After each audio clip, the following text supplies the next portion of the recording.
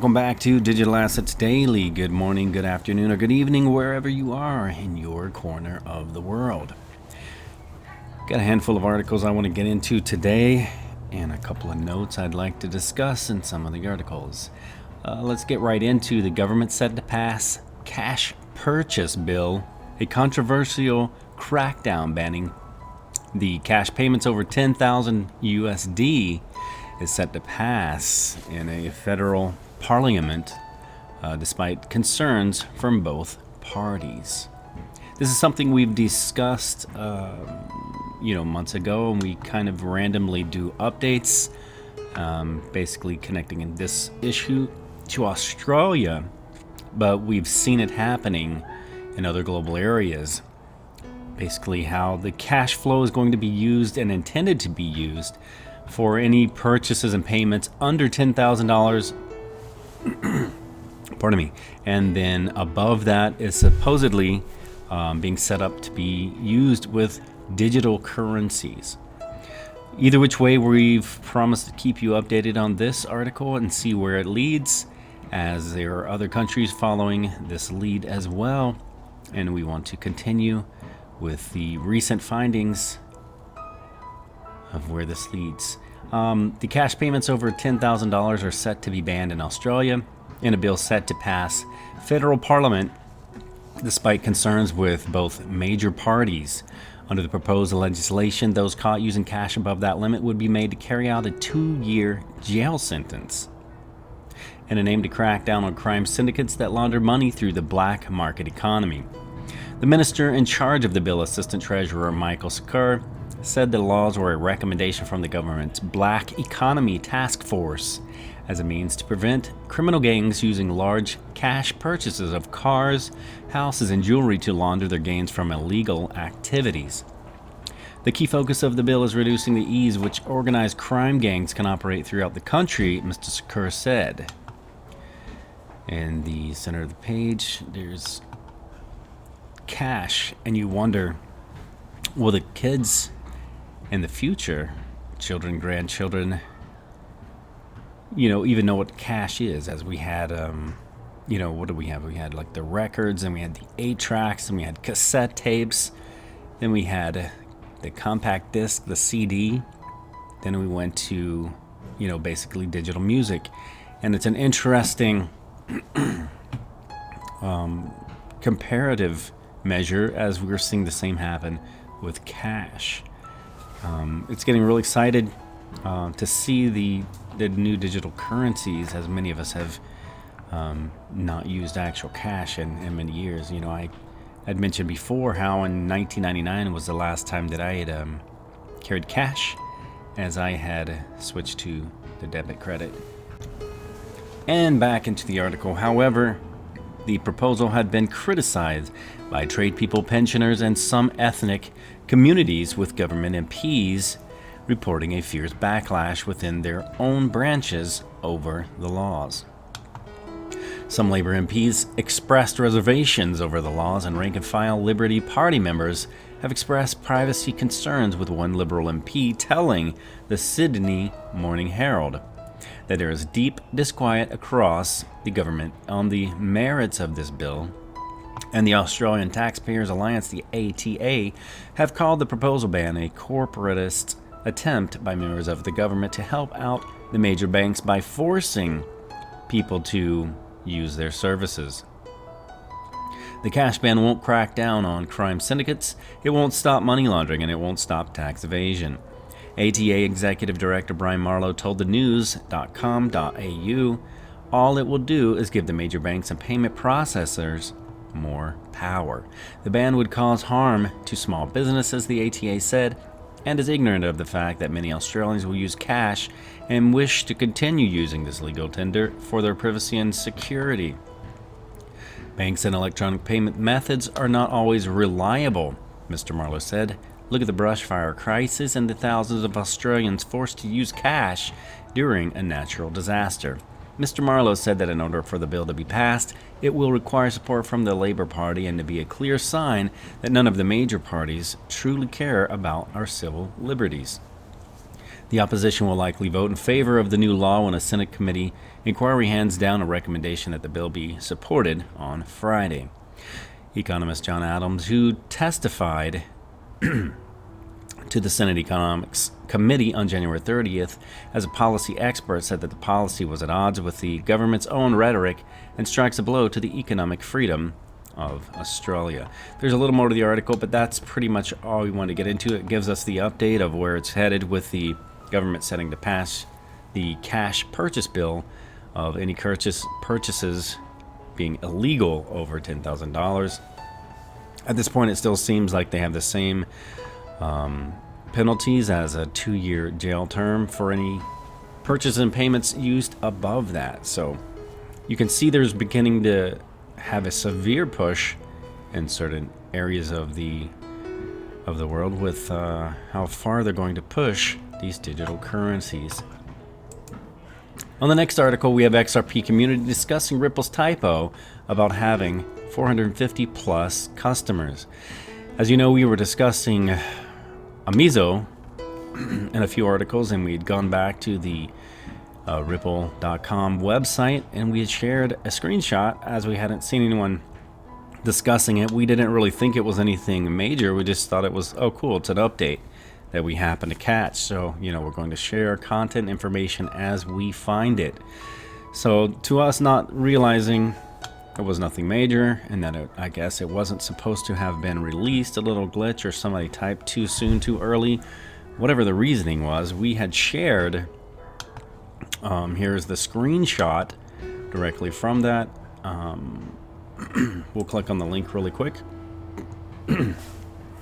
as it'll take you to our page, and it shows right on the screenshot that we had taken with the 350 plus employees, the 9 global offices, and 450 plus customers.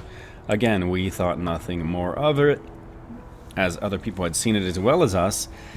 A few hours later, we'd come back and still noticed, kind of thinking maybe they had updated the rest of the site to all of the others sections on the site where they have the customers listed.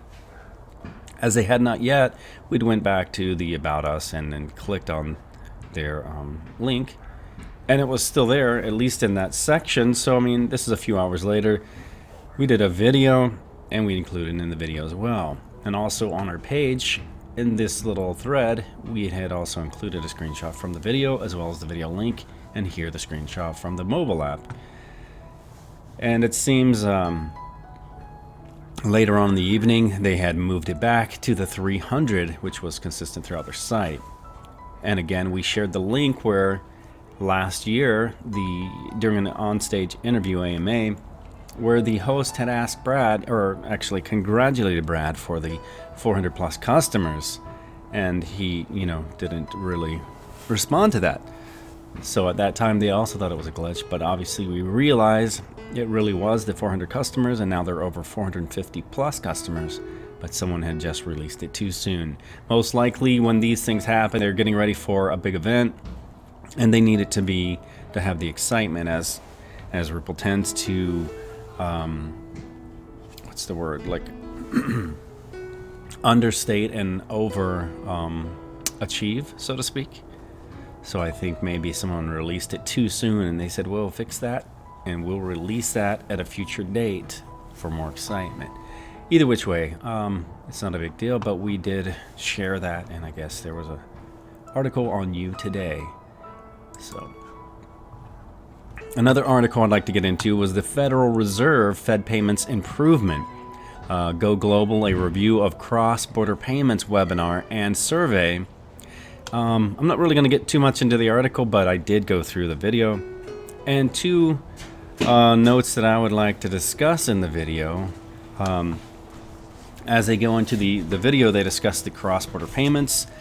In 2019, they had stated that the cross-border payments was 29 trillion.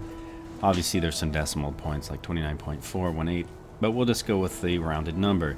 In 2020, they're expecting 32 trillion. 2021, they're expecting 35 trillion. And in 2022, they're expecting a 39 trillion cross-border payments total. And this is, again, the Glenbrook as stated in the video, the Glenbrook estimates. And again, if Ripple took just 10% of that, that would already have the price at $39. If it took 100% of that, then the price of XRP just from the cross-border payments alone would be over $390.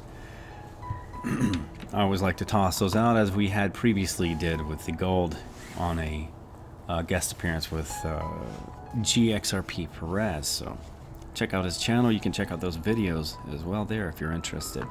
Another thing that was very interesting was the systemic challenges in the cross-border payments are difficult to overcome, was another article and headline inside the video she did with her like her graphic charts and stuff. The excuse me, the three major things with that was complying with regulatory standards in different jurisdictions. As we know, in the last, or actually I should say the first interview with the CNN, Julie Chatterley, Brad Garlinghouse, CEO of Ripple, stated over and over multiple times consistently that they were looking for regulations, regulations. So the number one thing directly from the Federal Reserve payments, cross-border payments video states complying with regulatory standards in different jurisdictions.